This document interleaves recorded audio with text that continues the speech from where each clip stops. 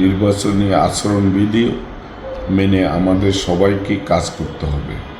আমি লালমাই এবং নাঙ্গলকোটের সকল নেতৃবৃন্দকে মতাদর্শ বিভিন্ন যে গ্রুপ বা দলের আমাদের নিজেদের মধ্যে যে বিভক্তি আছেন, বিভক্তি ভুলে গিয়ে সম্মিলিতভাবে দানের শীষ প্রতীকের জন্য কাজ করার আহ্বান জানাচ্ছি এবং আমার নির্বাচনী এলাকার সর্বস্তরের ভোটার সমর্থক বিএনপির সবাইকে আমি অনুরোধ করব, আপনারা স্ব স্থানে থেকে দলীয় প্রতীক দানের শীষের পক্ষে আপনারা প্রচারণা করবেন।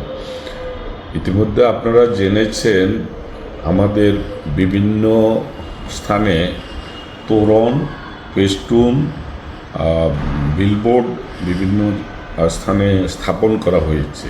নির্বাচনী আচরণবিধি অনুযায়ী আগামী 48 ঘন্টার মধ্যে অর্থাৎ 11 তারিখ সন্ধ্যা 6টা থেকে 13 তারিখ সন্ধ্যা 6টার মধ্যে এগুলো স্ব ইউনিয়নের নেতৃবৃন্দকে আমি নির্দেশ দিচ্ছি, আপনারা অপসারণের ব্যবস্থা গ্রহণ করবেন।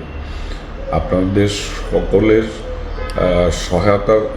সহায়তা কামনা করি এবং আমরা সবাই আচরণবিধি মেনে চলব এবং নির্বাচন সুষ্ঠু নিরপেক্ষ হওয়ার জন্য আমরা সরকারকে, অন্তর্বর্তীকালীন সরকার এবং নির্বাচন কমিশনকে আমরা সহায়তা করব।